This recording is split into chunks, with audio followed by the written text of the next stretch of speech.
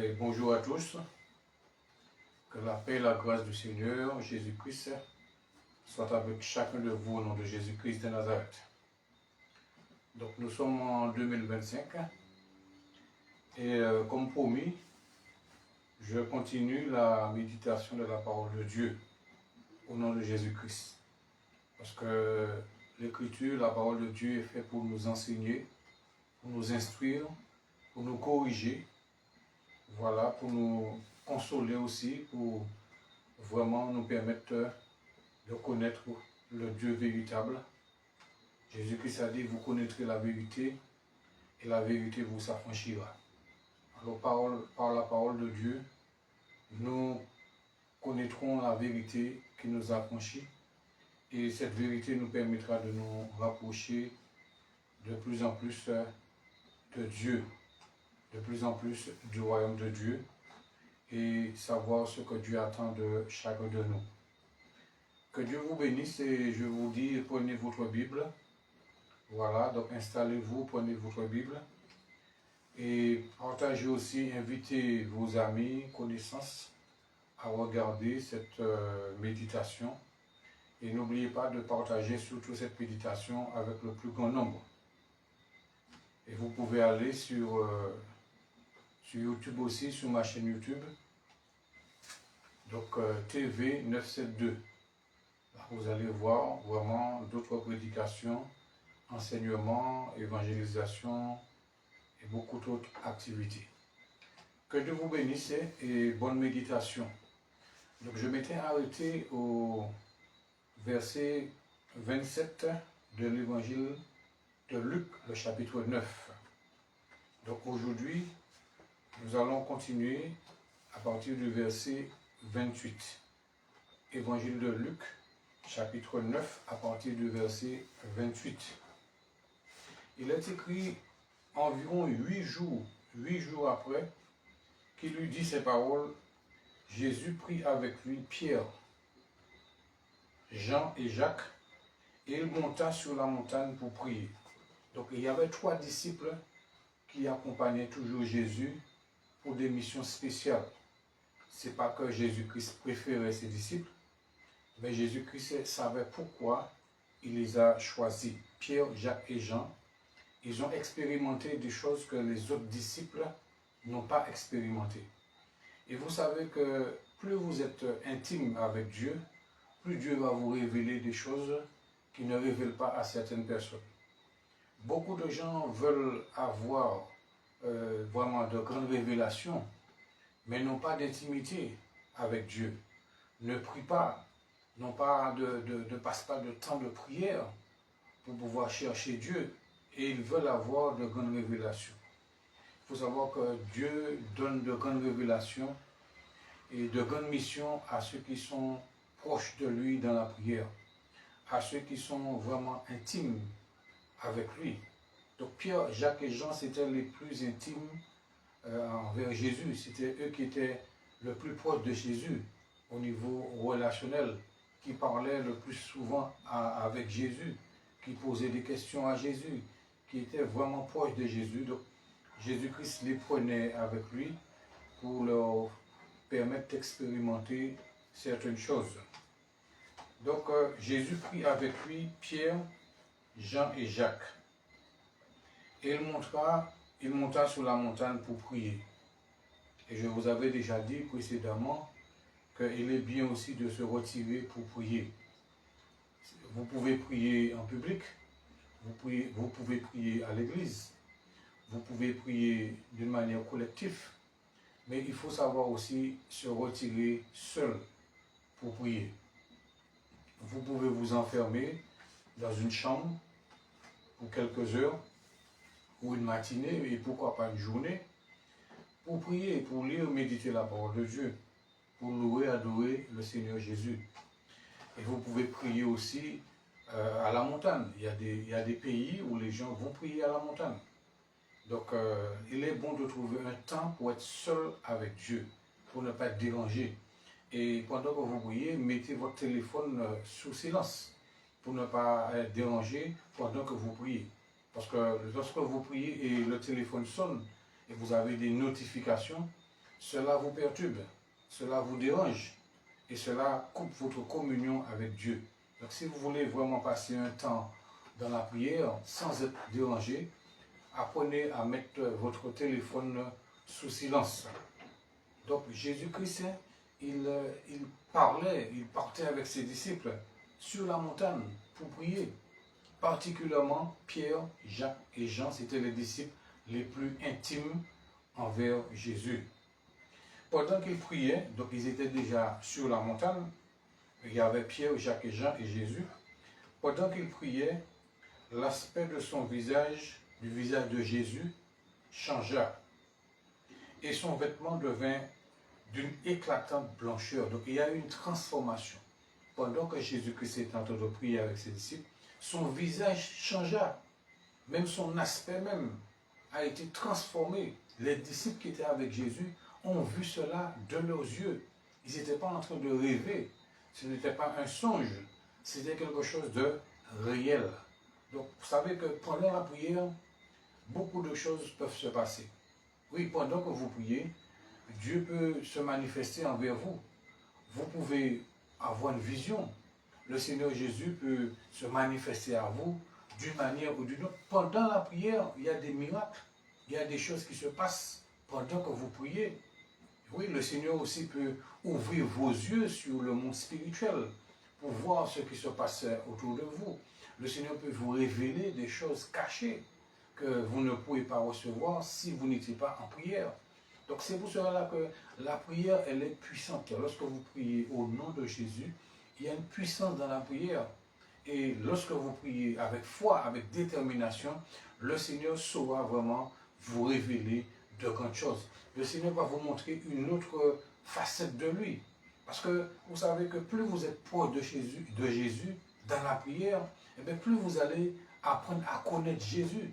Plus vous allez apprendre à connaître sa personnalité. Il y a des parties de Jésus que vous ne connaissez pas encore. Et cela demande de l'intimité. Connaître Jésus, ce n'est pas seulement lire quelques versets dans la Bible et puis vous pensez que vous connaissez Jésus. Ce n'est pas ça, connaître Jésus. Connaître Jésus, c'est avoir une intimité avec lui. C'est le découvrir au fur et à mesure, de le découvrir réellement. Découvrir des facettes, des personnalités de lui que vous ne connaîtrez pas sans intimité, sans prière. Donc ce n'est pas suffisant seulement de lire quelques versets dans la Bible et puis vous pensez que vous connaissez déjà Jésus. Non, il est bon d'avoir la prière, une relation permanente avec Jésus afin de le découvrir. Donc plus vous allez prier, plus vous allez vous adresser à Jésus avec foi, avec respect, plus vous allez apprendre à le connaître, plus vous allez apprendre à le découvrir. Et vous allez découvrir au fur et à mesure l'amour de Jésus, sa puissance, son autorité, son caractère, sa miséricorde, tout ce que Jésus-Christ est et tout ce qu'il peut faire aussi.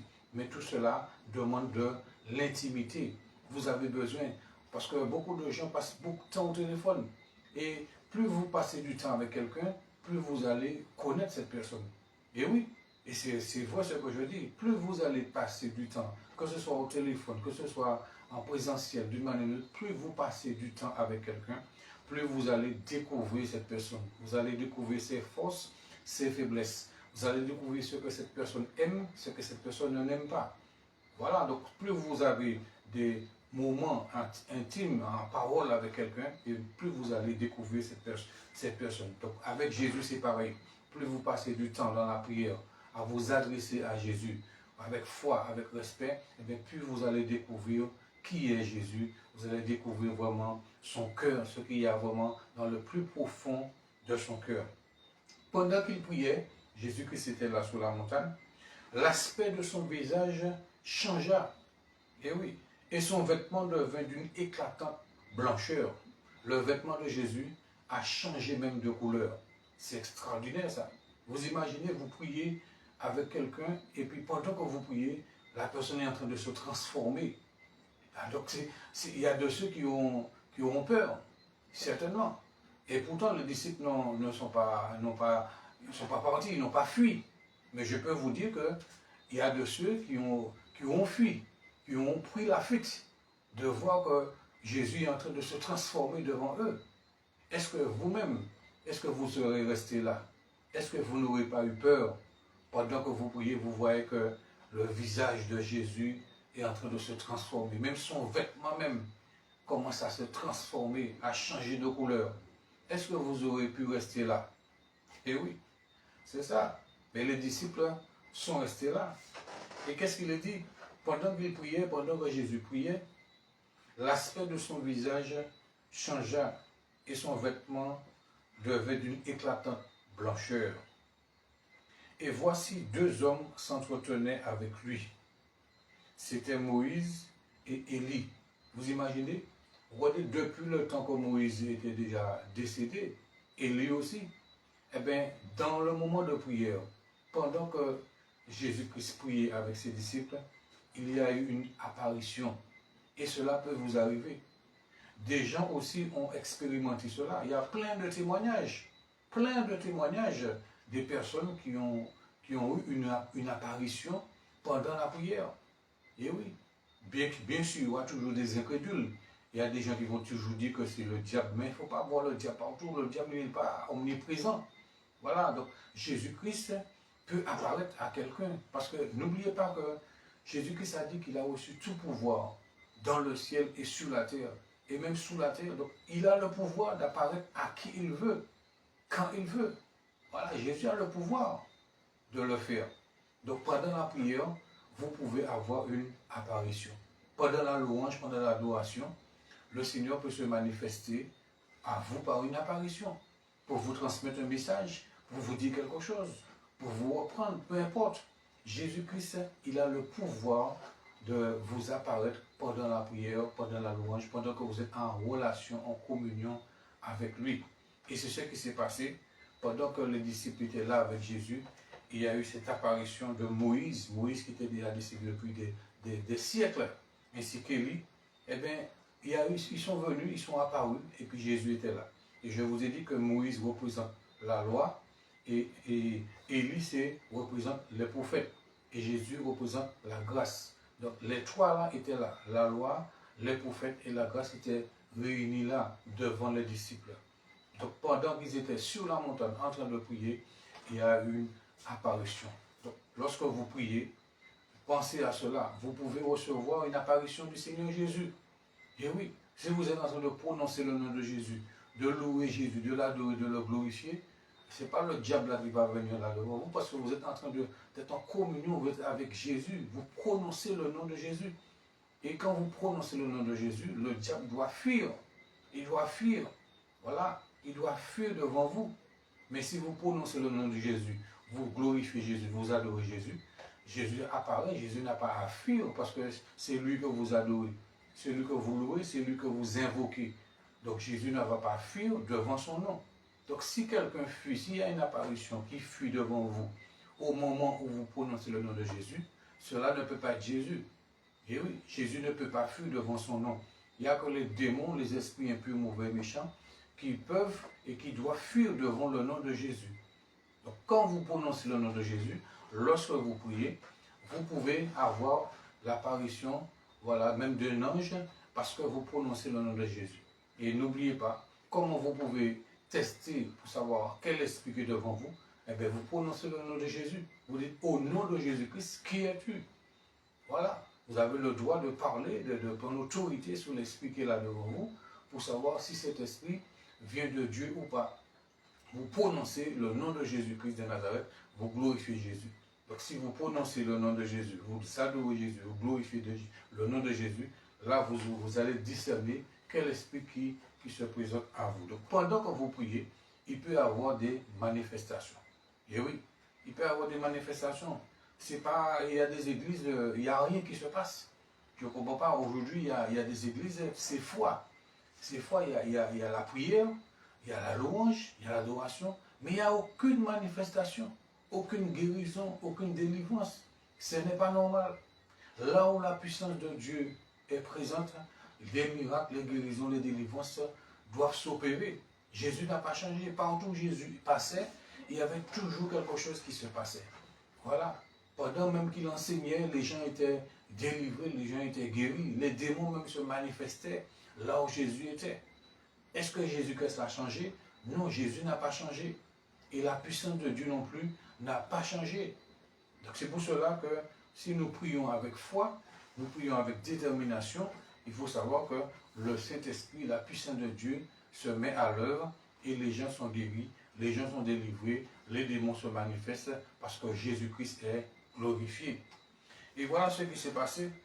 Deux hommes s'entretenaient avec lui, avec Jésus, c'est-à-dire Moïse et Élie. C'était Moïse et Élie qui, apparaissant dans la gloire, parlaient de son départ qu'il allait accomplir à Jérusalem. Voilà. Et qu'est-ce qui s'est passé? Pierre et ses compagnons étaient appesantis par le sommeil, ils étaient fatigués. Jésus l'a dit, l'esprit est bien disposé, mais la chair est faible. Voilà. La chair est faible pour prier.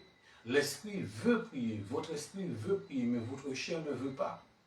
C'est pour cela que Dieu nous dit de marcher selon l'esprit et vous n'accomplirez pas les désirs de la chair. Ce que l'esprit veut, c'est la prière. Votre esprit veut prier, mais votre chair ne veut pas. Votre chair combat la prière parce que la chair a des désirs contraires à l'esprit. Ce que la chair veut, c'est pécher. La chair veut vous maintenir, vous garder dans le péché, tandis que votre esprit veut Jésus, votre esprit a soif de Jésus, votre esprit veut prier, votre esprit veut s'adresser à Jésus. Donc vous devez choisir, et le bon choix c'est de choisir les désirs de l'esprit. Donc les désirs de l'esprit, c'est la prière, c'est la louange, c'est l'adoration envers Jésus, c'est la sanctification, c'est la méditation de la parole de Dieu. Tandis que les désirs de la chair, c'est l'impudicité, c'est tout ce qui est sale, impur, mauvais, abominable et méchant. Donc il y a un choix à faire. Soit vous penchez du côté de la chair, soit vous penchez du côté de l'esprit. Donc si vous vous penchez du côté de la chair, vous serez un homme charnel, une femme charnelle. Mais si vous vous penchez du côté de l'esprit, de ce que l'esprit désire, là vous serez un homme et une femme spirituels. Donc marchez selon les désirs de l'esprit et non pas selon ce que la chair veut. Donc quand vous voulez prier et vous êtes fatigué, c'est votre chair qui est là en train de s'opposer pour vous empêcher de prier. Mais vous devez avoir le dessus, voilà, dompter, traiter la chair, crucifier la chair pour que vous puissiez prier. Et la Bible dit dans Luc chapitre 9, le verset 32, Pierre et ses compagnons étaient appesantis par le sommeil, mais s'étant tenus éveillés, ils virent la gloire de Jésus et les deux hommes qui étaient avec lui. Et ça nous arrive aussi. Pendant que vous priez, vous sentez une fatigue. Et je ne sais pas si vous avez remarqué, lorsque vous regardez la télévision, vous n'êtes pas fatigué. Vous pouvez regarder un film pendant 2 heures de temps, même 3 heures de temps, aucune fatigue. Et vous prenez votre Bible, vous tenez même pas 10 minutes, vous êtes déjà fatigué, vous êtes déjà endormi. Il y a même de ceux qui s'endorment en lisant la Bible et la Bible tombe même de vos mains. La Bible tombe de vos mains pendant que vous avez commencé à lire la Bible tombe de vos mains. Et pourtant vous étiez éveillé au moment où vous regardez un feuilleton, une série ou un film. Pendant que vous étiez dans la distraction, il n'y avait aucune fatigue, il n'y avait aucun sommeil. Mais tout ça, c'est la chair qui fait ça. Votre chair ne veut pas prier. Votre chair s'oppose à la prière. Votre chair fera tout pour vous empêcher de prier. Ce que la chair veut, c'est la distraction. La chair aime la télévision. La chair aime les feuilletons. La chair aime les séries. La chair aime les jeux. La chair aime quoi? Elle aime le plaisir. La chair aime le péché. Tandis que l'esprit, ce que l'esprit veut, c'est la prière. C'est la louange, la parole de Dieu. C'est pour cela que vous vous sentez fatigué quand vous commencez à lire la Bible. Quand vous commencez à la méditer, il y a une fatigue qui vient. Et bien ça, c'est la chair qui se manifeste. C'est pour cela qu'il faut faire attention à ne pas suivre, à ne pas céder à ses caprices. Parce que pendant que vous regardez un film, il n'y a pas de fatigue. Donc ce n'est pas normal qu'au moment où vous voulez lire la Bible, la fatigue vient comme cela. Donc il faut veiller à cela et puis maîtriser la chair. Pour obliger, voilà, pour soumettre votre chair à l'esprit. Il faut soumettre. L'apôtre Paul dit, je traite durement mon corps. Donc nous devons traiter ce corps-là avec maîtrise, maîtriser ce corps-là, et puis nous obliger à prier. Parce que la chair, quand vous êtes devant la télévision, vous n'avez aucun effort à faire. Vous n'avez pas d'effort à faire pour regarder la télé. Vous n'avez pas d'effort à faire pour regarder un film, pour aller au cinéma où il n'y a aucun effort. Donc, tandis que l'esprit, vous devez faire des efforts. Il faut faire des efforts pour lire la Bible. Et les efforts, c'est maîtriser la chair, pour empêcher à la chair de vous dominer. Donc, les disciples, ils étaient fatigués, ils étaient appesantis parce que en sortant du bas de la montagne, vous montez sur la montagne avec Jésus pour prier. Déjà, il y avait la fatigue du voyage. Et puis, pendant qu'ils étaient là, eh bien, la fatigue est venue encore plus. Et vous savez que plus la gloire de Dieu est grande, plus la gloire de Dieu se manifeste puissamment, plus votre chair sera affaiblie. N'oubliez pas ce que je vous ai dit aujourd'hui. Plus la gloire de Dieu se manifeste puissamment, plus votre chair sera affaiblie. Parce que la chair ne supporte pas la gloire de Dieu. C'est ça. La chair ne supporte pas la gloire de Dieu. C'est l'esprit qui est capable de tenir devant la gloire de Dieu, devant la puissance de Dieu. Mais votre chair ne supporte pas la gloire de Dieu. La chair ne veut pas cela. La chair refuse, la chair s'oppose, la chair vraiment combat cela.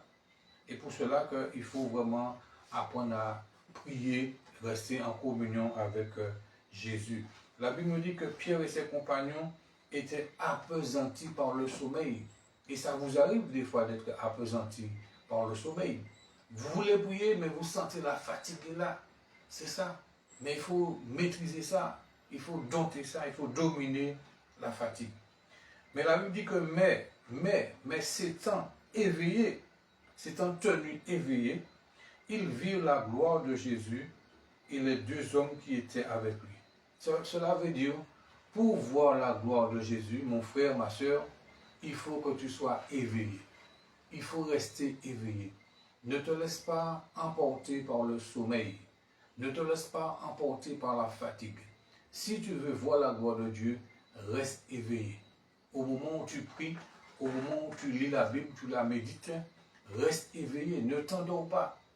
Voilà, parce que si tu t'endors, tu vas passer à côté de la gloire de Dieu. Il faut rester éveillé. La Bible nous dit que, étant éveillé, s'étant tenu éveillé, ils virent la gloire de Jésus et les deux hommes qui étaient avec lui. Donc beaucoup de gens aujourd'hui ne sont pas éveillés.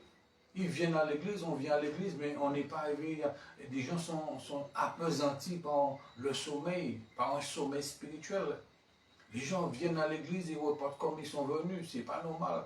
Pour voir la gloire de Dieu dans une église, il faut être éveillé. Il faut être réveillé. C'est ça le réveil. Le réveil, c'est être éveillé, être prêt à supporter, à recevoir la gloire de Dieu, à expérimenter la gloire de Dieu.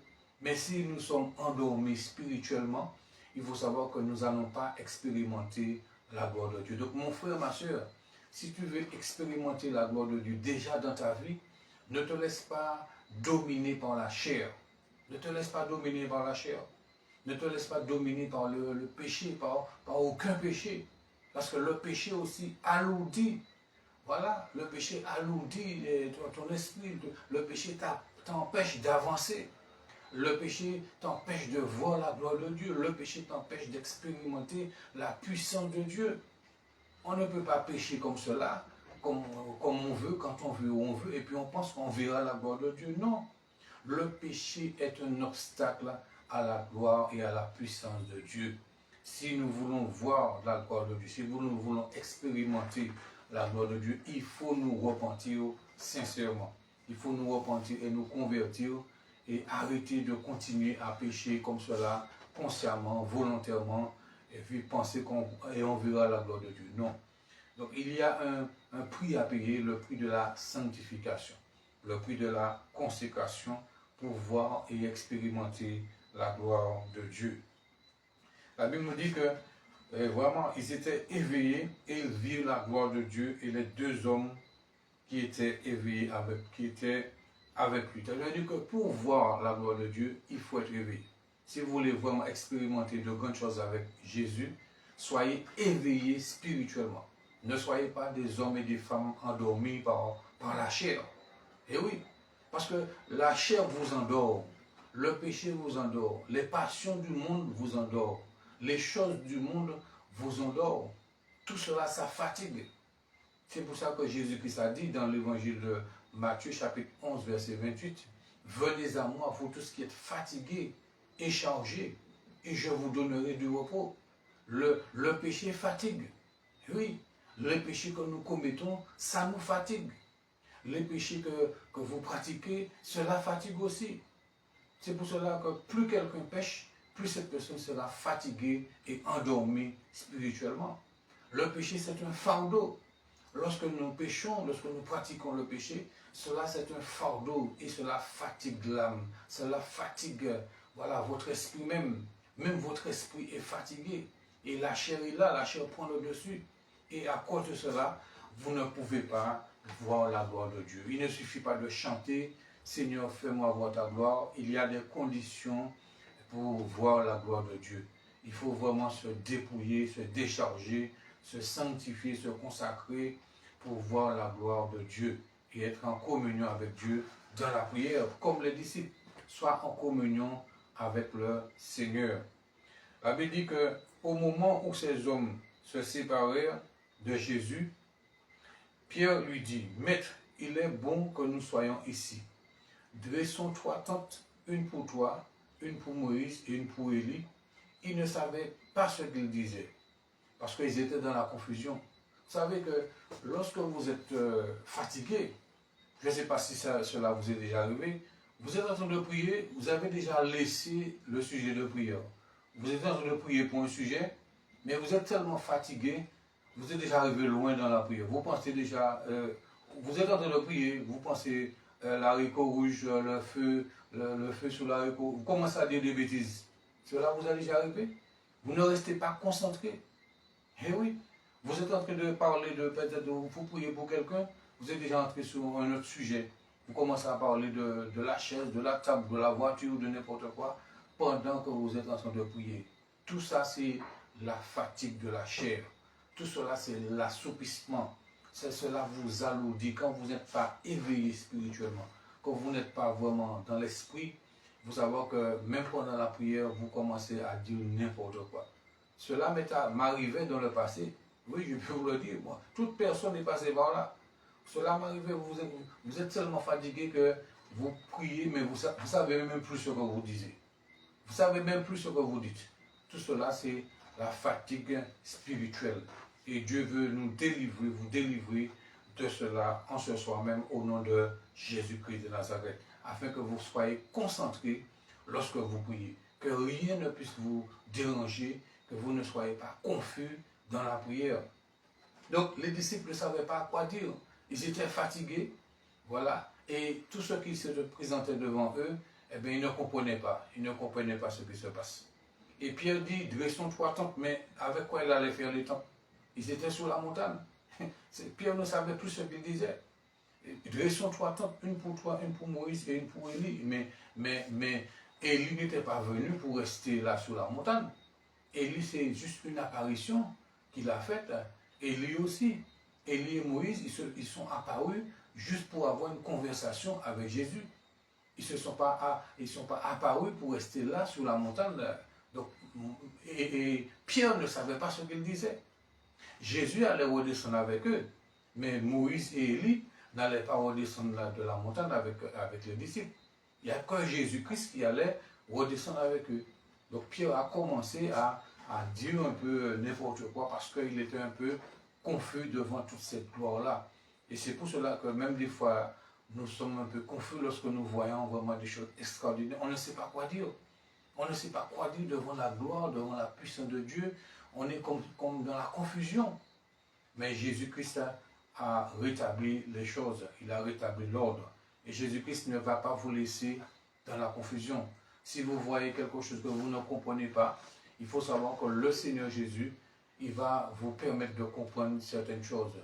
Voilà, il va rétablir la raison, il va rétablir l'ordre, il va vous donner vraiment un esprit, il va ouvrir votre esprit afin que vous puissiez comprendre ce qu'il veut que vous puissiez comprendre. Voilà, donc Pierre dit, dressons 3 tentes, une pour toi, une pour Moïse, une pour Élie. Il ne savait ce qu'il disait. Comme il parlait ainsi, une nuée vint et les couvrit. Et les disciples furent saisis de frayeur, ils avaient peur, parce que cette nuée-là, elle était puissante. elle était encore plus glorieuse. Cela venait encore d'une autre dimension. Donc il y avait déjà Moïse, Élie et Jésus, mais il y a la nuée qui est venue en plus. D'où venait cette nuée? D'où venait cette nuée? Donc cette nuée était comme si elle était encore plus puissante que ce qui était là, que ce qui se passait. La Bible dit qu'une nuée vint les couvrir. Ça veut dire la nuée est venue couvrir tous ceux qui étaient là. Moïse, Élie, Jésus, les disciples, tous. La nuée a enveloppé. Alléluia. La nuée a enveloppé tous ceux qui étaient là, voilà, réunis là sur la montagne. Donc la nuée est encore plus puissante, plus glorieuse que tout ce qui se passait là. Et les disciples ont eu peur. Et des fois aussi, nous-mêmes, des fois, on a peur des choses que nous voyons, des choses que nous entendons. On est un peu effrayé, dit Seigneur, vraiment, est-ce que c'est toi? Voilà, des fois, même, il y a même de ceux qui pensent que c'est le diable. Et oui, même devant la manifestation de certaines guérisons, il y a des gens qui ne croient pas. Il y a des gens qui disent que ça c'est pas de Dieu. Voilà, quand quelqu'un voilà, se manifeste la gloire de Dieu, il y a des gens qui sont incrédules, qui ne croient pas que c'est Dieu. Donc faisons attention, ne soyez pas pressés de dire que c'est du diable, parce que Dieu, il est tout puissant, il fait comme il veut, sa puissance se manifeste d'une manière extraordinaire. Alors donnez gloire à Dieu. Quand vous voyez vraiment des miracles, des prodiges, des guérisons, ben, ne soyez pas pressés pour dire que cela vient du diable. Faites attention, parce que donnez gloire à Dieu. Il faut donner gloire à Dieu pour les guérisons, les délivrances, les miracles qu'il opère. Alléluia. Mais ne dites pas que cela vient du malin. Dieu connaît l'origine et la source de toutes choses. Mais donnez gloire à Dieu pour les miracles, les guérisons, les délivrances. Alors la Bible dit que, et le verset 35, et de la nuée sortit une voix. Donc la nuée qui est venue couvrir tout ce qui était là. De la nuée sortit une voix qui dit, celui-ci est mon fils élu, mon fils bien-aimé, écoutez-le. Donc de la nuit qui est venue couvrir tout ce qui était là, une voix sortie, une voix puissante. Alléluia. Une voix qui était au-dessus de tout ce qui était là. La voix dit, celui-ci est mon fils bien-aimé, écoutez-le. Donc cette voix-là, c'est la voix du Père. Alléluia. Le Créateur du ciel, de la terre, de l'univers, de tout ce qui vit. La voix du Père s'est fait entendre. Et la voix du Père a dit, le Père a dit à travers cette nuit, celui-ci est mon fils bien-aimé, en parlant de Jésus. Il n'a pas parlé de Moïse ni d'Élie, mais il a parlé de Jésus. Et vous savez qu'au jour du baptême de Jésus-Christ, cette voix aussi s'est fait entendre dans le ciel. Quand Jésus-Christ sortit de l'eau, il y a la colombe, le Saint-Esprit qui est venu sur lui en forme d'une colombe. Et là, cette même voix a été entendue dans le ciel. Celui-ci est mon fils bien-aimé, en qui j'ai mis toute mon affection, écoutez-le. Donc cette même voix qui avait été entendue lors du baptême de Jésus-Christ, cette même voix a été entendue aussi lors de la transfiguration sur la montagne. Donc le Père a parlé encore, voilà, concernant Jésus, pour affirmer, confirmer que celui-ci est mon fils bien-aimé. Écoutez-le, écoutez-le. Donc il a parlé à tous ceux qui étaient là, aussi bien à Moïse, à Élie et aux disciples. Celui-ci là, Jésus là, c'est mon fils bien-aimé. Écoutez, ça veut dire que Moïse, Élie, les disciples devaient écouter Jésus. Alléluia. Donc même Jésus a dit que la loi est venue par Moïse, mais la grâce est venue et la vérité sont venues par Jésus. Alléluia. Ça veut dire que la grâce est encore beaucoup plus grande que la loi. La grâce est beaucoup plus grande et plus puissante que la loi. C'est ce que Dieu a dit là. Ça veut dire que Moïse écoute Jésus, Élie écoute Jésus, les disciples écoutez Jésus. C'est Jésus que vous devez écouter maintenant. Voilà, ça veut dire que Moïse même, Élie devait écouter Jésus. Et nous aussi, en tant que disciples de Jésus-Christ, c'est Jésus que nous devons écouter. C'est lui que nous devons obéir. C'est lui que nous devons suivre. Parce que nous sommes sauvés par grâce, par le moyen de la foi, et non pas par la loi. Nous sommes sauvés par grâce, par le moyen de la foi, et non par le moyen de la loi. Donc c'est Jésus, jusqu'à maintenant, c'est Jésus-Christ que nous devons écouter et que nous devons suivre en tant que disciples, en tant que chrétiens. Donc la voix, ce qui sortit de la nuée dit, celui-ci est mon fils bien-aimé, écoutez-le. Écoutez-le. Quand la voix se fit entendre, Jésus se trouva seul. Après avoir entendu cette voix-là, voilà, Jésus se trouva seul. Les disciples gardèrent le silence et ils ne racontèrent à personne en ce temps-là rien de ce qu'ils avaient vu et entendu. Voilà. Donc c'est ça. Donc Dieu a parlé, le Père a parlé. Il a parlé à tous ceux qui étaient là, à Moïse, à Élie et à les disciples pour leur dire, voilà, c'est lui que vous devez écouter là. C'est lui le plus grand là parmi vous. Le plus grand là parmi vous, c'est Jésus. Le plus grand, c'est pas Moïse. Le plus grand, c'est pas Élie. Le plus grand, c'est pas Pierre, Jacques et Jean. Le plus grand, c'est Jésus. Et jusqu'à maintenant, c'est lui que nous devons écouter et que nous devons suivre.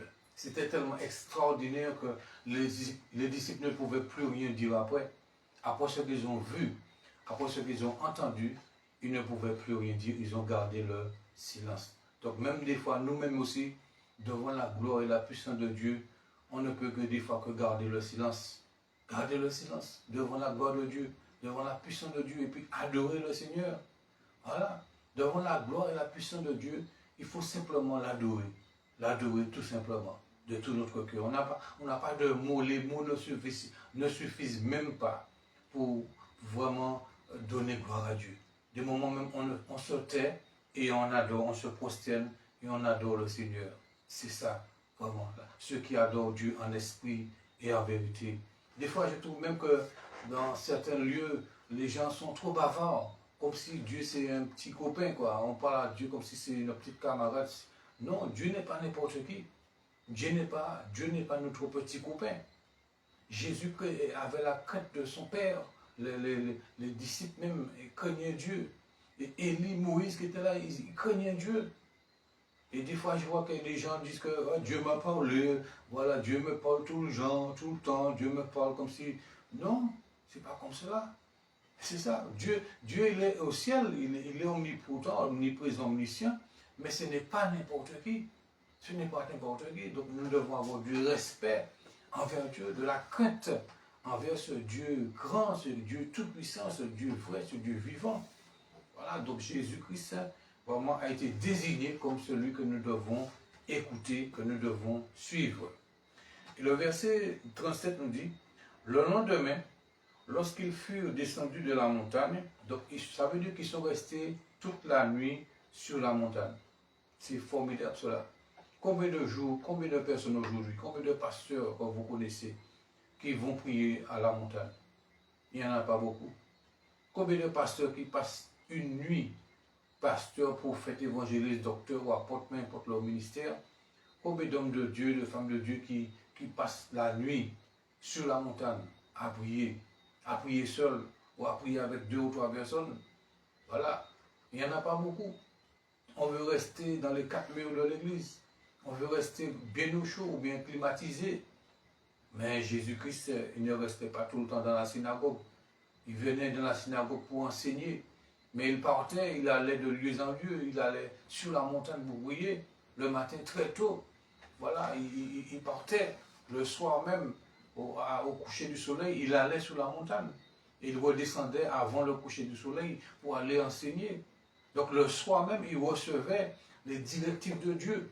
Vous savez que Jésus-Christ ne faisait pas les choses comme cela par hasard. Tout ce que Jésus-Christ faisait la journée, il le recevait du Père le soir pendant la prière. Et oui, voilà une révélation, peut-être que vous ne le saviez pas.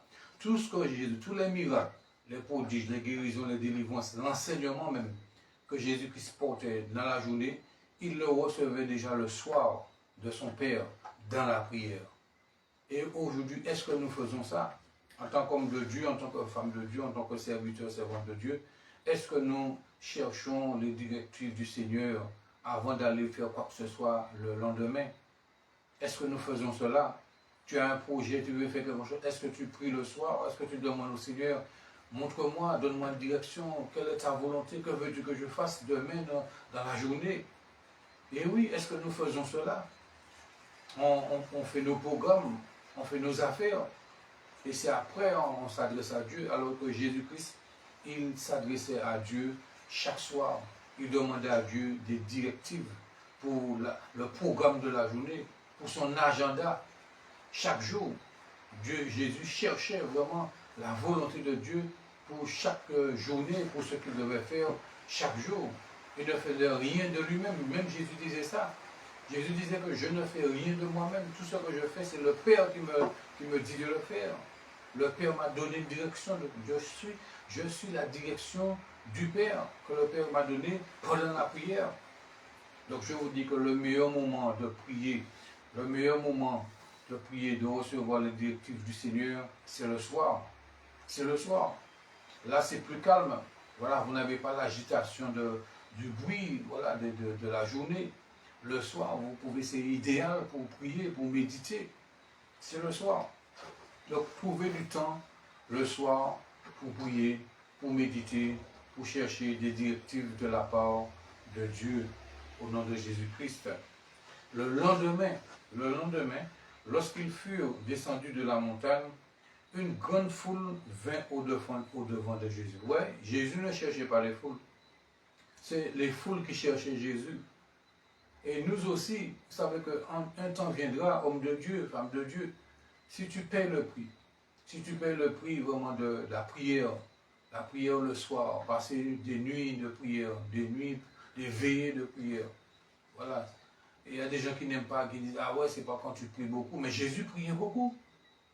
Comment peut-on dire que c'est pas quand tu pries beaucoup, que les choses, c'est pas vrai. La Bible dit prier sans cesse. Beaucoup de versets dans la Bible, Jésus nous l'a dit, veillez et priez, afin de ne pas succomber à la tentation. Dans toute la Bible, il est toujours encouragé aux chrétiens, aux enfants de Dieu, de prier. Donc si vous voulez voir et expérimenter de grandes choses avec Dieu, il faut prier, il faut passer du temps le soir. Voilà, vous réveillez le soir pour prier. Et puis arrêtez sur la télévision un peu, sur le portable, sur les réseaux sociaux, sur les distractions. C'est ça. Et puis priez, adressez-vous à Dieu, lisez la parole, louez, adorez Jésus. Et vous allez voir que des foules vont vous chercher, comme ils ont cherché Jésus. Et bien si vous faites comme Jésus, et bien vous allez avoir le même résultat. Ça veut dire que des gens vont vous chercher. Des gens vont chercher de l'aide auprès de vous. Pourquoi? Parce que vous êtes un homme de prière, une femme de prière, et vous recevez les directives du Seigneur. Vous recevez vraiment les directives, un planning, un programme de la part du Seigneur. Donc des gens vont vous chercher, vous n'avez même pas besoin de courir à droite, à gauche, à vous faire connaître quoi que ce soit.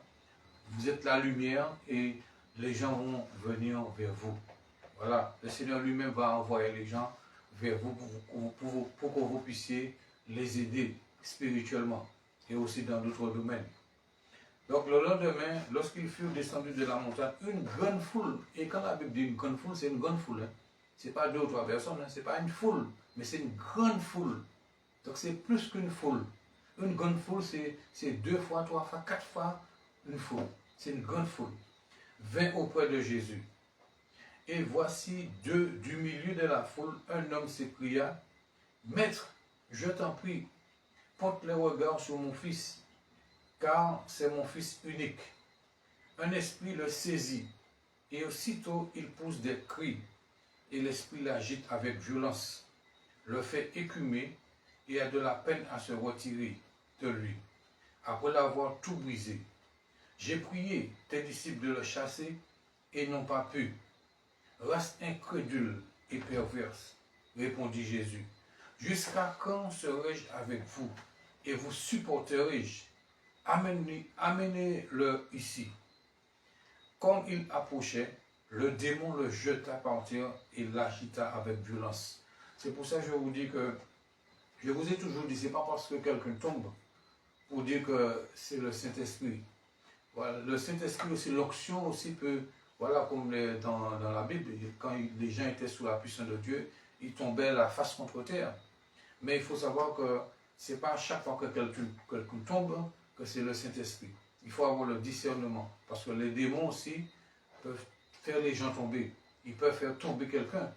Voilà, comme la parole lui dit que le démon le fit tomber. Le démon, il dit que dans le verset 42, comme il approchait, le démon le jeta par terre. Donc les démons aussi peuvent jeter les gens par terre. Et oui, les démons aussi font cela. Des gens qui sont habités par des esprits, eh bien, devant la puissance de Dieu, devant une réelle puissance de Dieu, eh bien, ces démons-là, eh bien, ils tremblent. Et ces démons-là peuvent jeter quelqu'un par terre devant la puissance de Dieu, parce que les démons doivent plier les genoux devant Jésus. Vous savez ça? Au nom de Jésus, tout genou fléchira. Et même le genou des démons doit fléchir. Donc quand la puissance de Dieu est là réellement dans une église, ou sur un homme de Dieu, une femme de Dieu, quand l'onction est là vraiment, il faut savoir quand même, avant même que l'homme de Dieu puisse ouvrir la bouche, eh bien, il faut savoir que les démons qui sont dans quelqu'un, dans le corps de quelqu'un, peuvent se manifester. Ils peuvent se manifester en faisant tomber la personne. Vous voyez, la personne tombe comme cela. Et la personne devient comme inconscient. Eh bien, le démon fait cela aussi. Voilà, il peut faire tomber quelqu'un devant la puissance de Dieu. Parce que la puissance de Jésus est plus grande que la puissance du malin. Et oui. Donc c'est pour cela que faites attention, ne dites pas toujours que c'est toujours le Saint-Esprit, le Saint-Esprit. Oui, le Saint-Esprit, il peut faire tomber quelqu'un sous l'onction, voilà, pour pouvoir amener cette personne à la guérison, à la délivrance. Mais il y a des démons aussi qui font tomber les gens. Parce que la puissance de Dieu se manifeste. Il faut avoir le discernement pour savoir quel esprit qui se manifeste au moment où quelqu'un tombe. Demandez à Dieu toujours de vous donner le discernement de l'esprit qui se manifeste quand quelqu'un tombe. Ne soyez pas pressé de dire que c'est le Saint-Esprit, ne soyez pas pressé non plus de dire que c'est un démon. Il faut toujours avoir le discernement pour savoir quel esprit qui se manifeste au moment où quelqu'un tombe par terre. D'accord? Ça c'est très important pour ceux qui font la délivrance. Ne vous précipitez pas à dire que c'est un démon, ou de dire aussi que c'est le Saint-Esprit. Que Dieu vous donne le discernement pour identifier l'esprit qui se cache, qui se manifeste au moment où la personne tombe. Et qu'est-ce qui est écrit là? Le verset 42, comme il s'approchait, le démon le jeta. Le démon, hein, ce n'est pas le Saint-Esprit qui le jeta, le démon, parce que ce jeune homme était agité. On appelle ça aujourd'hui épileptique. Ce jeune homme-là, voilà, il était agité, il était tourmenté, tout cela. Le Saint-Esprit n'est pas là pour nous tourmenter. Quand le Saint-Esprit vient en toi, c'est pour mettre la paix. Voilà la différence. Quand le Saint-Esprit vient en quelqu'un, le Saint-Esprit apporte la paix, apporte l'amour, la joie, le fruit de l'Esprit. C'est ça, le fruit de l'Esprit, c'est l'amour, la paix, la joie, la fidélité, la douceur, la tempérance, la maîtrise de soi. Donc quand le Saint-Esprit vient, c'est pour mettre la paix en toi. Ce n'est pas pour t'agiter. Ce n'est pas pour te tourmenter. Non, le Saint-Esprit vient mettre la paix. Et il te délivre justement du tourment, de l'agitation, tout ça. Mais quand un démon vient, quand un démon s'installe dans quelqu'un, eh bien, ce démon-là amène l'agitation, le tourment, vraiment la souffrance, toutes sortes de choses. L'oppression, voilà. Les démons n'amènent rien de bon dans le corps de quelqu'un, dans la vie de quelqu'un. Un démon n'a rien de bon en lui. Un esprit impur n'a rien de bon en lui. Donc il ne peut pas amener un bienfait pour quelqu'un. Lorsque un esprit impur vient dans quelqu'un, c'est pour tuer, c'est pour égorger, c'est pour détruire cette personne-là. Tandis que le Saint-Esprit, quand il vient en toi, c'est pour apporter la vie de Dieu en toi. Alléluia. Quand le Saint-Esprit vient en toi, c'est pour amener la vie de Dieu, la paix de Dieu en toi, l'amour de Dieu, la grâce de Dieu. Le Saint-Esprit vient amener de bonnes choses dans ta vie, dans ton esprit, dans ton âme, dans ton cœur et dans ton corps aussi. Le Saint-Esprit vient amener ce qui est bon, ce qui est agréable et ce qui est parfait dans ton esprit, dans ton âme et dans ton corps. C'est ça, le Saint-Esprit, il apporte cela. Parce que les démons n'apportent rien de bon dans ta vie. Donc si vous voulez de bonnes choses, si vous voulez de choses agréables, bonnes et parfaites, c'est à Jésus qu'il faut vous adresser. Ne demandez pas ça aux démons. Ne demandez pas au diable de vous donner de bonnes choses. Jésus-Christ a dit que si méchant comme vous l'êtes, vous savez donner de bonnes choses à vos enfants. À combien plus forte raison votre Père qui est dans les cieux donnera-t-il de bonnes choses à ceux qui le lui demandent? Donc Dieu nous donne de bonnes choses. Jésus nous donne de bonnes choses. Donc si vous voulez de bonnes choses, c'est à Jésus qu'il faut vous adresser. faut pas vous adresser aux sorciers, aux féticheurs, aux marabouts, aux magiciens, non. Voilà. Ils vont vous faire croire que c'est de bonnes choses, mais derrière ça, c'est pas vrai. Donc, pour pouvoir recevoir de bonnes choses, adressez-vous à Jésus. Adressez-vous à Dieu le Père, au Saint-Esprit, et vous allez recevoir ce qui est bon, agréable et parfait. Donc, Dieu amène la paix en vous, il amène la joie, il amène l'amour. Il vous donne la capacité de pardonner, de supporter, d'aimer et de faire du bien autour de vous.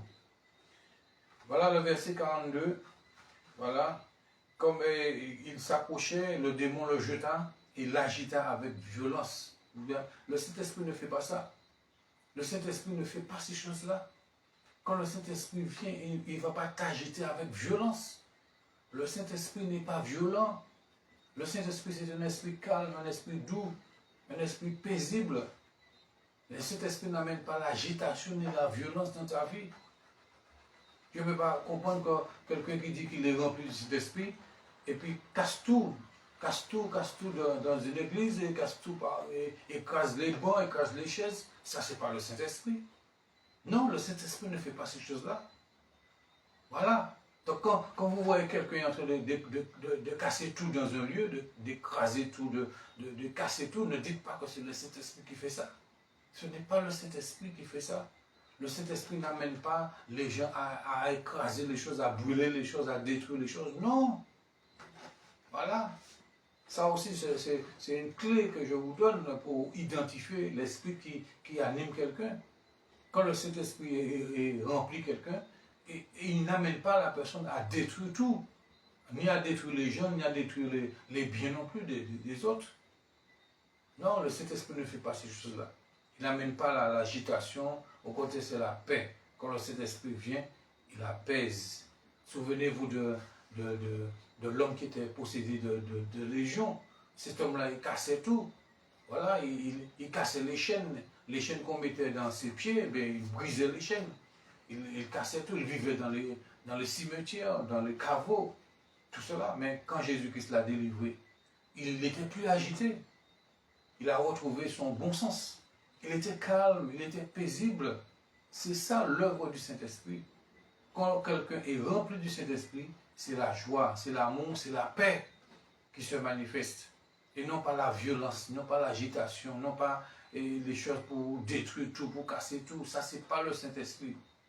Voilà. Ce n'est pas le Saint-Esprit. Le Saint-Esprit ne fait pas ça, ne pousse pas quelqu'un à détruire les autres, à détruire les biens des autres non plus. Ce n'est pas le Saint-Esprit qui fait ça.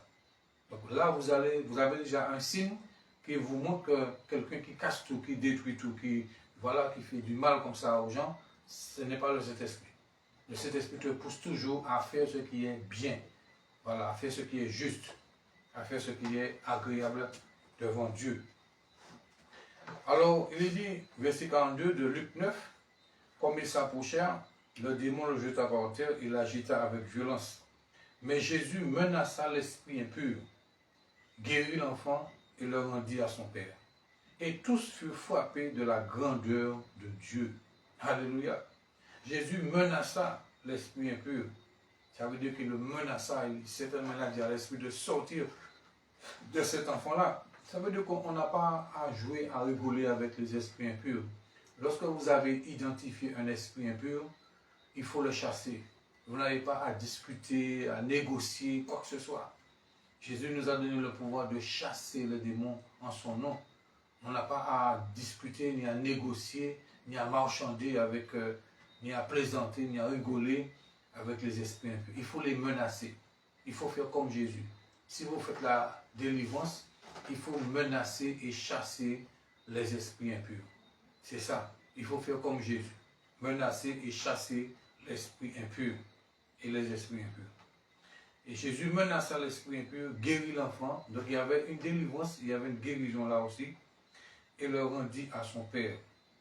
Et tous furent frappés de la grandeur de Dieu. Vous savez que lorsque de tels miracles se font, les gens croient en Dieu. Les gens croient vraiment que, pas tous, bien sûr, il y a toujours des incrédules. Il y a toujours de ceux qui vont dire que ça vient du diable. Vous connaissez ça? Il y a des églises, il y a des lieux, lorsqu'il y a la guérison, il y a la délivrance, il y a des gens qui ne croient pas. Ils vont commencer à dire, ah, c'est la sorcellerie. Il disait oui, il y aura toujours des incrédules. Il y aura toujours des incrédules. Que vous le vouliez ou non, il y aura toujours des incrédules. Mais vous devez continuer à faire la volonté de Dieu. Si Dieu vous a appelé, Dieu vous a oint pour guérir les malades, pour chasser les démons, pour faire des miracles, des prodiges, des guérisons, continuez à faire cela. Vous n'utilisez pas de fétiche pour ça. Vous n'utilisez pas la sorcellerie pour cela. C'est au nom de Jésus que vous le faites. Continuez à le faire. Voilà. Mais cela n'empêche pas qu'il y a des gens qui ne vont pas croire en vous, qui vont vous traiter de sorciers, de magiciens, de toutes sortes de choses. Ils ne vont pas croire. Il ne faut pas attendre que tout le monde puisse croire en ce que vous faites. Hein. Jésus même, il ne s'attendait pas à ce que tout le monde puisse croire en lui. Voilà. Il y a de ceux qui ne croyaient pas en lui. Malgré les miracles qu'il faisait, les gens ne croyaient pas. Les gens même l'ont dit que c'est par Belzébul qui chassait les démons. Ben, on n'est pas plus grand que Jésus.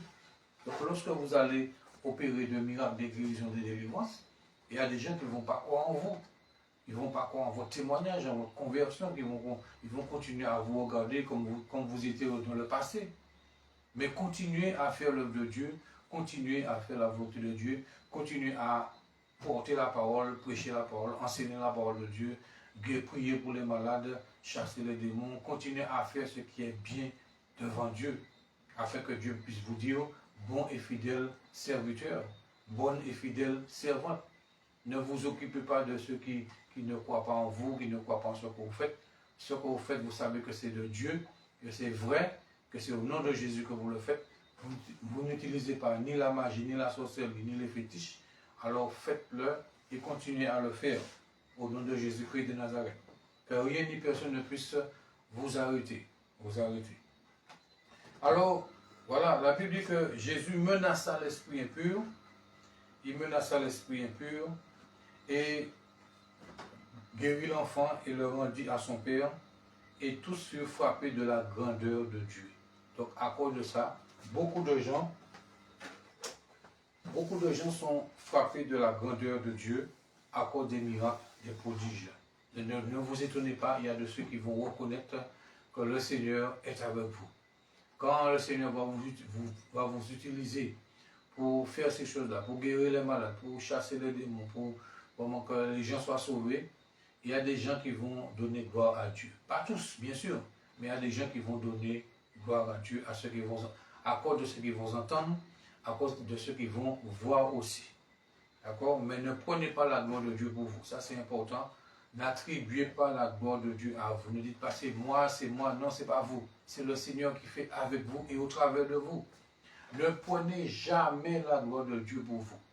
Ne dites pas que c'est par votre force, par votre jeûne, par votre consécration, par votre sanctification que vous faites ces choses. Non, non, non, non, non. Tout ce que vous êtes, tout ce que vous faites, c'est par la grâce de Dieu. Donnez toujours gloire à Dieu. Voilà, peu importe les miracles que vous opérez, peu importe l'enseignement, la prédication que vous portez, peu importe le rang que vous avez, le poste que vous avez dans une église, dans un lieu, donnez toujours gloire à Dieu. Dites toujours que ce que j'ai fait, c'est le Seigneur qui l'a fait. C'est même pas moi, mais c'est le Seigneur qui fait au travers de moi et avec moi. Et le Seigneur continuera à vous élever, le Seigneur continuera à vous bénir et à se manifester à travers votre ministère. Alléluia. Et tous furent frappés de la grandeur de Dieu. Le verset 44. Tandis que chacun était dans l'admiration de tout ce que faisait Jésus, il dit à ses disciples, pour vous, écoutez bien ceci. Le Fils de l'homme doit être livré entre les mains des hommes. Mais les disciples ne comprenaient pas cette parole. Elle était voilée pour eux, afin qu'ils n'en eussent pas le sens. Et ils craignaient de l'interroger sur ce sujet. Donc Jésus annonçait déjà ce qui allait lui arriver. Or, une pensée leur vint dans l'esprit, savoir lequel d'entre eux était le plus grand. Jésus, voyant la pensée de leur cœur, prit un petit enfant, le plaça près de lui et leur dit, quiconque reçoit en mon nom ce petit enfant, me reçoit moi-même. Et quiconque me reçoit celui qui m'a envoyé. Car celui qui est le plus petit parmi vous tous, c'est celui-là le plus grand. Et même dans les églises aujourd'hui, les gens, on veut savoir qui est-ce qui est plus grand. Qui est-ce qui est plus grand parmi les chantres? Qui est-ce qui est plus grand parmi les musiciens? qui est-ce qui est plus grand parmi les prédicateurs, qui est-ce qui est plus grand parmi les pasteurs. On veut toujours chercher à savoir qui est le plus grand. C'est Jésus qui est le plus grand. Un point, un trait. C'est Jésus qui est le plus grand. C'est pas le musicien, c'est pas le chant, c'est pas un tel, c'est pas un tel. C'est Jésus qui est le plus grand parmi nous. Donc ne cherchez pas à savoir, c'est même pas la peine de chercher à savoir. La réponse est là. Le plus grand, c'est Jésus. Tout simplement. D'accord? Et Jésus est au-dessus de nous. Et nous sommes en dessous. Donc Jésus-Christ, c'est lui la tête. Voilà, c'est lui le chef de l'Église. Et nous sommes les membres de son corps. D'accord? Donc cela veut dire que Jésus-Christ, c'est lui le plus grand parmi nous et au milieu de nous.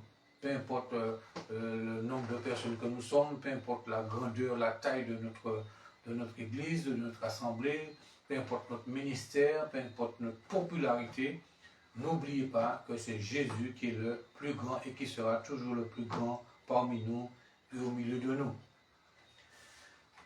Je continue, le verset 46. Non, nous sommes maintenant au verset 49. Jésus prit la parole et dit, « Maître, nous avons vu un homme qui chasse des démons en ton nom, et nous l'en avons empêché. » Voilà. Donc, alors, comme cet homme n'était pas avec eux, ils pensaient qu'ils pouvaient empêcher à cet homme de chasser les démons. Et cela me fait... Je continue avant de continuer. Et nous l'avons empêché, parce qu'il ne nous suit pas. Vous voyez ça? Parce qu'il ne nous suit pas, alors on l'a empêché de chasser les démons. Ne l'empêchez pas, lui répondit Jésus, car ce qui n'est pas contre nous est pour nous. Qui n'est pas contre vous est pour vous. Cela veut dire que même si quelqu'un n'est pas de la même assemblée que vous, de la même dénomination que vous n'avez pas à l'empêcher de servir le Seigneur. Voilà. Ce n'est pas parce que quelqu'un n'a pas été reconnu chez vous comme pasteur pour le considérer comme moins que rien et pour l'empêcher de faire son ministère. S'il n'est pas reconnu pasteur chez vous, en notre endroit, il est reconnu comme pasteur, il exerce son ministère. Vous n'avez pas non plus à dire autour de vous, ah, il n'est pas pasteur, il n'est pas ceci, il n'est pas cela, parce que ce n'est pas chez nous qu'il a été ordonné, consacré pasteur. Donc voilà, on ne le considère pas comme un pasteur. Il ne faut pas faire ces choses-là. Jésus-Christ a dit, ne l'empêchez pas de me servir, même s'il ne nous suit pas, mais c'est en mon nom, il est là, il fait mon œuvre. C'est ça, même s'il n'est pas dans la même assemblée, dans la même dénomination, mais il est en train de me servir, il est en train de faire ma volonté. Donc cela veut dire que ce n'est pas parce qu'un frère voilà, n'a pas été reconnu, consacré, ordonné pasteur chez vous, et qu'il a été dans une autre assemblée, dans notre église, il n'est pas pasteur, qu'il n'est pas serviteur de Dieu. Et oui, il faut faire attention à ça. S'il a été reconnu pasteur dans une autre assemblée que la vôtre, il faut respecter cela. Il faut respecter son ministère, son appel et sa vocation. Et c'est ça. Et beaucoup aujourd'hui, dans beaucoup d'églises, il y a ce problème-là. Parce qu'un frère n'a pas été reconnu, qu'un frère qui était là parmi eux et qui est peut-être parti dans une autre assemblée et qui a continué à persévérer, parce que le plus important c'est la persévérance. Quelqu'un qui a été baptisé chez vous n'est pas forcément obligé de rester dans votre assemblée toute sa vie. Alléluia. C'est ça le problème de beaucoup d'églises aujourd'hui. Certains pasteurs pensent que parce qu'une âme a été baptisée chez eux, que cette âme-là, elle est condamnée à rester toute sa vie dans son assemblée. Non. Il y a de ceux qui vont rester, mais il y a de ceux qui vont partir. Et il faut accepter cela. Parce que les âmes ne nous appartiennent pas. Les âmes appartiennent à Jésus. Et oui. L'essentiel est que cette âme-là, cette personne-là persévère. Que cette personne-là persévère, garde la foi et continue à obéir à Jésus-Christ. Même si elle n'est pas toujours restée dans notre assemblée, dans notre église, mais elle continue à persévérer.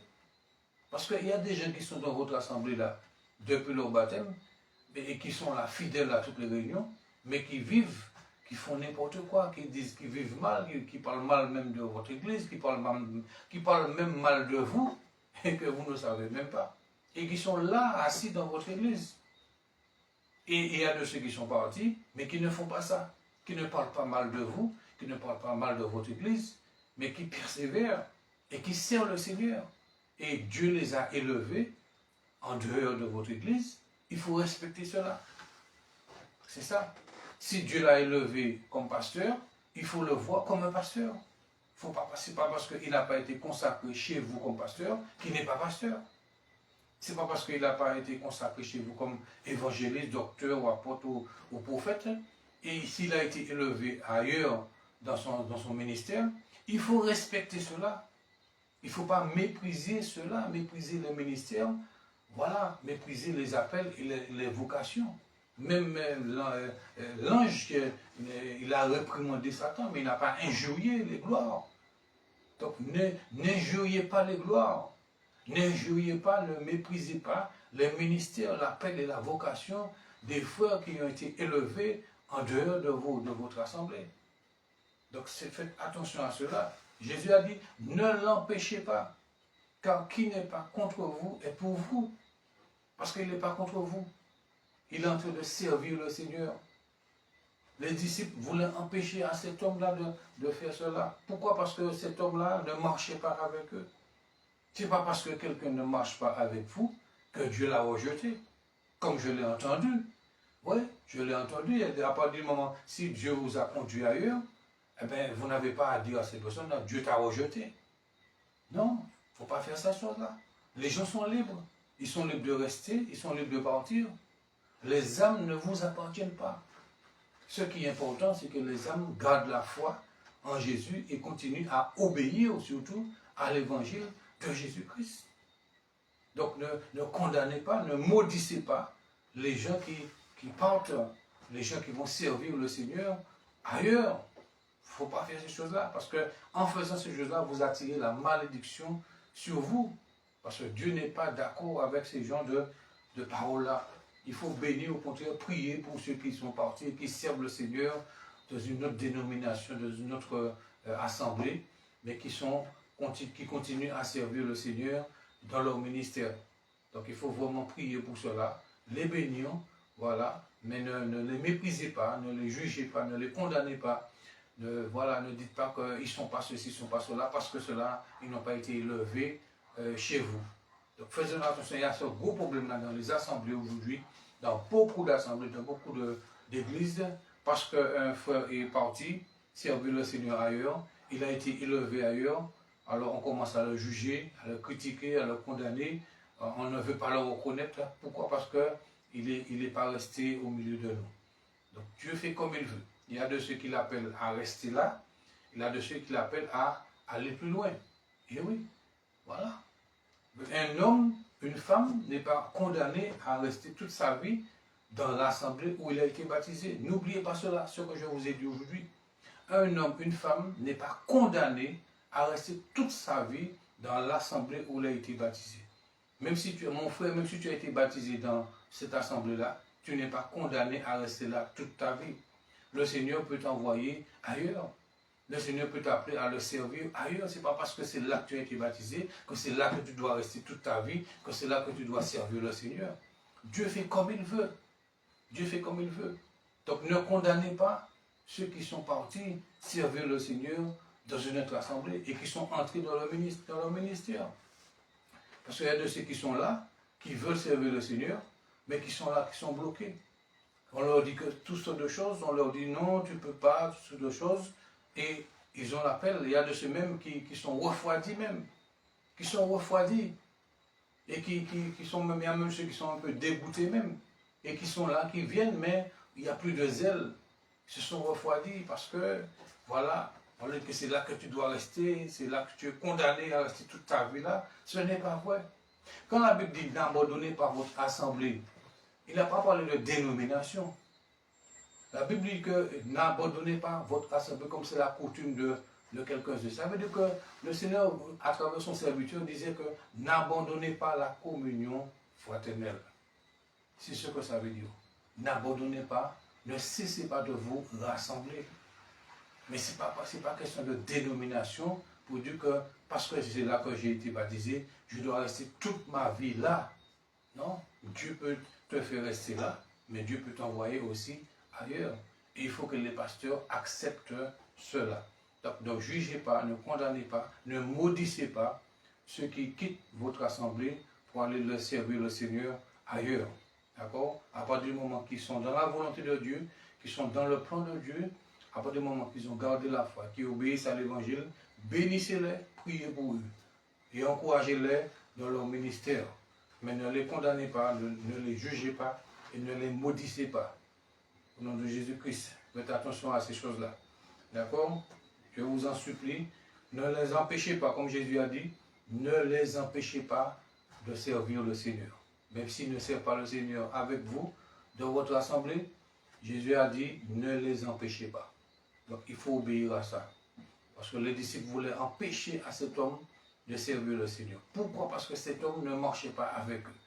Pourquoi? Parce que cet homme n'était pas avec eux. Et aujourd'hui encore, ça se passe. Parce que quelqu'un n'est pas avec vous, dans votre assemblée, vous voulez l'empêcher de servir le Seigneur. Parce qu'il n'est pas dans votre dénomination, vous voulez l'empêcher de servir le Seigneur. Il ne faut pas faire ces choses-là. Vous êtes en train de faire exactement ce que les disciples faisaient là. Et Jésus-Christ ne les a pas dit non, il faut empêcher à cet homme-là de me servir. Non. Jésus-Christ a dit non, ne l'empêche pas. Ce qu'il fait là, c'est moi il est en train de suivre ma parole. Voilà, Jésus-Christ a dit, voici les miracles qui accompagneront ceux que certainement si cet homme a fait ça, c'est parce qu'il a cru au Seigneur Jésus. Mais oui, c'est parce qu'il a cru au Seigneur Jésus. Jésus-Christ a dit, voici les miracles qui accompagneront ceux qui vont cru. En mon nom, ils chasseront les démons. C'est parce que cet homme a cru au Seigneur Jésus. Voilà. Et certainement, il a été baptisé parce que Jean-Baptiste, c'était peut-être un disciple de Jean-Baptiste. Et Jésus-Christ n'a pas empêché aux disciples de Jean-Baptiste de le servir. Parce que les disciples de Jean-Baptiste, tous les disciples de Jean-Baptiste ne marchaient pas avec Jésus. Il faut savoir ça. Voilà, il y a des disciples de Jean-Baptiste qui ont compris, qui continuent à servir le Seigneur, mais qui n'étaient pas avec les 12.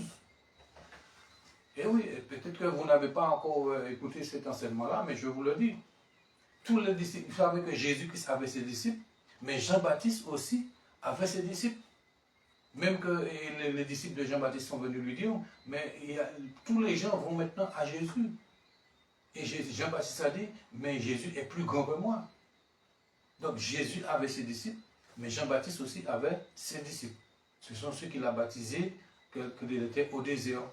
Voilà, il disait, repentez-vous, tout cela. Et puis les disciples ils sont venus et puis ils ont été baptisés. Alors, donc tous ceux qui ont été baptisés, ce n'est pas seulement ceux qui étaient avec Jésus. Ceux qui étaient avec Jean-Baptiste aussi ont été baptisés. Et c'est pour ça que Jésus-Christ a dit, ne l'empêchez pas. Parce que cet homme, c'était certainement un disciple de Jean-Baptiste. Et Jésus n'était pas contre Jean-Baptiste. Jésus n'était pas contre Jean-Baptiste. Jésus même est venu se faire baptiser par Jean-Baptiste. Donc il ne peut pas être contre Jean-Baptiste. Il ne peut pas non plus être contre les disciples de Jean-Baptiste. Donc faisons attention de ne pas juger, critiquer, maudire les gens qui ne sont pas avec nous. C'est ça. Si le Seigneur conduit une âme, conduit un frère, une soeur vers une autre assemblée pour le servir, il faut accepter cela. Il ne faut pas maudire le frère, maudire la soeur, dire au frère ou la soeur que Dieu t'a abandonné, Dieu t'a rejeté. Voilà, il ne faut pas dire au frère non plus, ah, ne viens plus dans mon assemblée. Il ne faut pas faire ces choses-là. Si vous êtes un homme de Dieu, une femme de Dieu, vous ne pouvez pas, vous ne devez pas faire cela.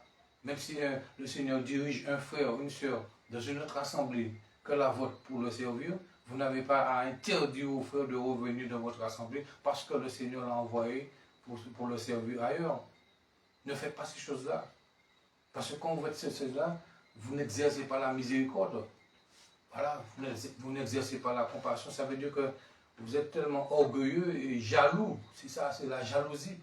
Que vous ne voulez même pas plus voir le frère de votre assemblée, la soeur de votre assemblée, parce que il a commencé chez vous et puis il a continué ailleurs. Ce qui est important, c'est la persévérance. Jésus-Christ a dit, celui qui persévérera jusqu'à la fin sera sauvé. Cela ne veut pas dire que persévérer dans son assemblée, là où il a été baptisé. Il peut commencer dans une assemblée et puis continuer dans une autre assemblée. Il faut accepter cela. Il faut accepter. J'ai compris cela.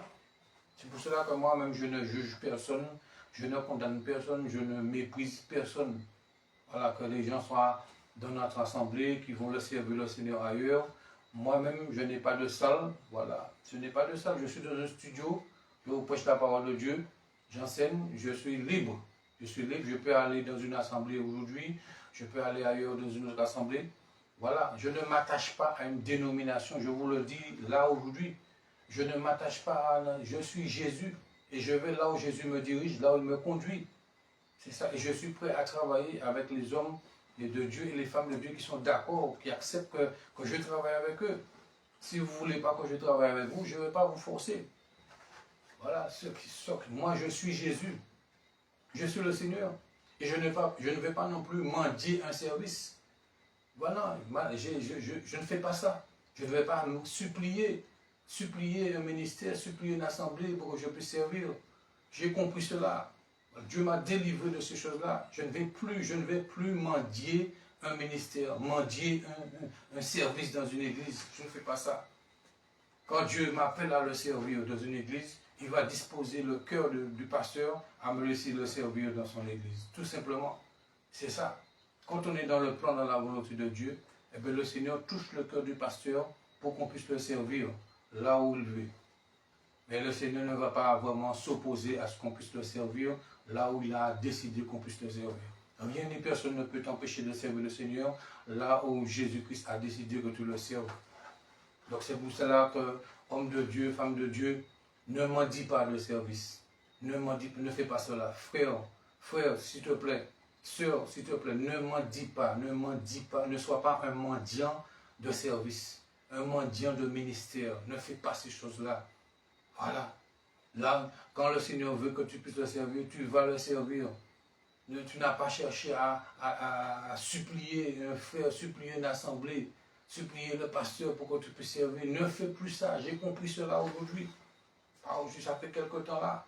Voilà, j'avais tendance à supplier, à demander, à mendier, tout ça. Je ne fais plus ces choses-là. Je le dis là, en direct là. Je ne fais plus cela. Toi, si tu veux que, si tu me reconnais comme un homme de Dieu, comme un pasteur, un serviteur de Dieu, voilà, tu me laisseras exercer mon ministère librement, puissamment, avec l'aide et l'assistance du Saint-Esprit. Voilà. Tu ne vas pas me bloquer, tu ne vas pas me retenir, tu ne vas pas me laisser là assis à ne rien faire. Parce que tu reconnais qui je suis et tu reconnais ce que le Seigneur a mis en moi. Et je bénis les hommes de Dieu, je bénis les femmes de Dieu qui reconnaissent le ministère, l'appel et la vocation des frères et sœurs dans l'Assemblée. Et voilà, et qui leur permettent de servir le Seigneur. Voilà, qui ne sont pas là pour écraser, pour pouvoir dominer, pour pouvoir détruire l'appel, la vocation et le ministère du frère ou de la sœur. Donc faisons attention à cela, ne l'empêchez pas, ne l'empêchez pas de servir le Seigneur. Homme de Dieu, femme de Dieu, ne l'empêchez pas de servir le Seigneur. Ne m'empêchez pas de servir le Seigneur. Même si je ne suis pas dans votre assemblée, même si je ne marche pas avec vous, même si je ne vous suis pas, ne m'empêchez pas de servir le Seigneur Jésus. Alléluia. Voilà, les disciples, ils voulaient empêcher de servir. Et ne dites pas, parce qu'il y a des gens qui sont tellement jaloux aussi, qui vont commencer à dire des bêtises sur vous, pour que les autres aussi vous empêchent de servir le Seigneur. Il y a ça aussi, la méchanceté, elle est grande dans les églises. Parce que si un homme n'est pas prêt à ce que vous puissiez travailler avec lui, il va vous salir partout. Voilà ce qui se passe. Il va commencer à vous critiquer, à donner des rumeurs sur vous, contre vous, pour vous bloquer, pour vous empêcher d'avancer. Il va dire à un tel, voilà, ne le reçois pas, ne le laisse pas servir le Seigneur, ne le laisse pas ceci, ne le laisse pas cela. Ça, c'est de la méchanceté, bien-aimés. Ne faisons pas cela. Ne soyons pas des hommes et des femmes méchants dans les églises. Soyons des hommes et des femmes compatissants, remplis d'amour. Ayons l'amour dans nos cœurs, le pardon, la réconciliation. Soyons de ceux qui sont là pour relever, pour restaurer, pour rétablir les ministères, et non pas pour détruire les ministères, pour détruire les vocations et les appels. Ne soyons pas de ceux-là, de ceux qui sont comme le fils aîné, qui était jaloux parce que le fils prodigue est revenu. Vous connaissez cette histoire. Le fils prodigue était parti, l'enfant prodigue. Il est parti et puis il a gaspillé tout ce que le père lui avait donné. Et puis il est revenu lamentable, sale. Voilà, il sentait le cochon. Mais le Père l'a reçu. Alléluia. Le Père l'attendait. Le Père l'a reçu, le Père l'a nettoyé, le Père a changé ses vêtements, le Père l'a restauré, l'a rétabli. Le Père a fait un festin pour l'enfant prodigue. Voilà, pour celui qui est revenu à la maison. Mais il y a le fils aîné qui était là, qui était jaloux, qui était méchant, il n'était pas content. Il n'était pas content. Et pour cela que je vous dis, homme de Dieu, femme de Dieu, n'empêchez pas, n'empêchez à personne de servir le Seigneur, même si cette personne n'est pas avec vous, même si cette personne ne marche pas avec vous. Ne dites pas des choses pour l'empêcher, ne dites pas des choses aux autres pour l'empêcher de servir le Seigneur. D'accord? Continuez à faire votre ministère, vous avez votre ministère, vous avez votre assemblée. Occupez-vous des âmes que Dieu vous a confiées. Voilà. Occupez-vous de ceux qui sont là dans votre assemblée. Occupez-vous de ces âmes-là. Mais ne blâmez pas, ne critiquez pas, ne lancez pas des paroles de malédiction sur ceux qui sont partis peut-être ou qui servent le Seigneur ailleurs et qui grandissent, qui évoluent, qui font des progrès dans leur ministère. Ne dites pas des choses pour les empêcher de servir le Seigneur. Donc je reprends ce verset pour que vous puissiez bien comprendre. Jean prit la parole. Jean, c'était parmi les disciples, Pierre, Jacques et Jean. Jean prit la parole et dit, « Maître, nous avons vu un homme qui chasse des démons en ton nom, et nous l'en avons empêché. » Vous voyez ça? Pourquoi? Parce qu'il ne nous suit pas. Vous voyez ça? Jésus aurait pu dire, oui, vous avez raison. Non, Jésus ne les a pas dit qu'ils ont raison.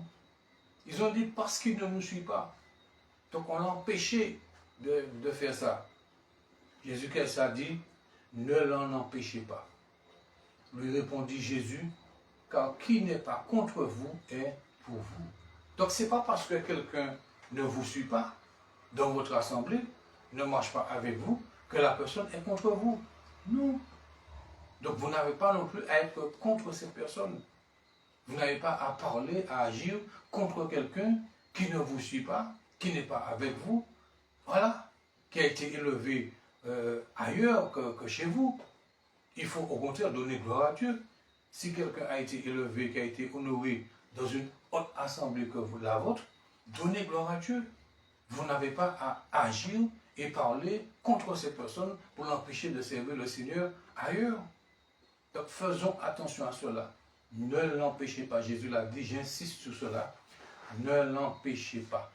N'empêchez à personne de servir le Seigneur parce que la personne ne vous suit pas. C'est ça. Le Saint-Esprit parle, Jésus-Christ parle à travers tous et interpelle beaucoup d'églises et de pasteurs à travers ses paroles. N'empêchez à personne de servir le Seigneur Jésus parce que cette personne ne vous suit pas, n'est pas avec vous dans votre assemblée. Faites attention à cela. Faites attention à cela. Donc je vais m'arrêter là aujourd'hui, au nom de Jésus-Christ de Nazareth. La prochaine fois, nous allons continuer, toujours dans l'évangile de Luc, le chapitre 9, et nous allons au verset 51 à 62. Donc vous pouvez commencer à lire et à méditer cette parole, Luc, chapitre 9, verset 51 à 62. D'accord? Alors que Dieu vous bénisse. Merci de m'avoir écouté et reçu cet enseignement. Voilà, donc partagez cet enseignement avec vos amis, voilà, vos connaissances. Et je prie à partir de cet enseignement-là que beaucoup de personnes soient transformées, que les gens puissent se tourner vers le Seigneur Jésus, que les pasteurs soient compatissants et surtout, j'insiste beaucoup sur cela, n'empêcher et ne laisser personne, n'empêcher à personne de servir le Seigneur. D'accord? C'est pas, même si quelqu'un ne vous suit pas, n'est pas attaché à votre dénomination, à votre congrégation, ne parlez pas mal de cette personne. Faites attention à cela. Ne faites pas cela parce que vous attirez le jugement et la colère de Dieu sur vous. Quand vous parlez mal de quelqu'un qui sert Dieu ailleurs, qui a été élevé par le Seigneur ailleurs, qui a été ordonné, consacré, pasteur, homme de Dieu, femme de Dieu, ministre de l'Évangile, apôtre, prophète, docteur, pasteur, évangéliste, et parce que cette personne n'a pas été consacrée chez vous, et vous parlez mal de cette personne-là, vous le dénigrez, vous le salissez sa réputation pour le bloquer, pour que personne ne puisse l'inviter, pour que personne ne puisse travailler avec lui, eh bien, il faut savoir que vous attirez le jugement et la colère de Dieu sur vous. Alors ne faites pas cela. Au contraire, quand vous voyez que Dieu élève une personne ailleurs que votre assemblée, donnez gloire à Dieu. D'accord? Priez pour cette personne-là, pour que son ministère puisse prospérer, qu'il puisse avancer et que les âmes surtout soient sauvées et bénies à travers son ministère. C'est comme ça qu'il faut faire, mais ne jugez pas, ne condamnez pas, ne maudissez pas les gens qui sont élevés ailleurs que votre assemblée et qui servent le Seigneur. D'accord? Voilà, soyez concentrés sur votre ministère. La Bible dit que chacun s'attache à son ministère. Concentrez-vous sur votre ministère, sur les âmes qui sont dans votre assemblée, qui sont là avec vous. Voilà, travaillez avec eux, faites-les évoluer et reconnaissez les appels, les vocations, les ministères de ceux qui sont aussi dans votre assemblée et faites-les avancer. Voilà, d'accord? Faites-les avancer, ne les laissez pas assis là à ne rien faire, mais formez-les et puis encouragez-les vraiment à entrer et dans leur appel, dans leur vocation, dans leur ministère. D'accord? Mais ne jugez pas, ne critiquez pas, ne blâmez pas et ne maudissez pas, surtout ne parlez pas mal de ceux qui sont partis et qui servent le Seigneur ailleurs. Jésus-Christ a dit, ne l'empêchez pas. D'accord? N'oubliez pas cela. Ne l'empêchez pas de servir le Seigneur là où le Seigneur le dirige. Que Dieu vous bénisse et je vous dis à très bientôt avec la grâce de Dieu. Merci Seigneur. Amen. Alléluia. Merci.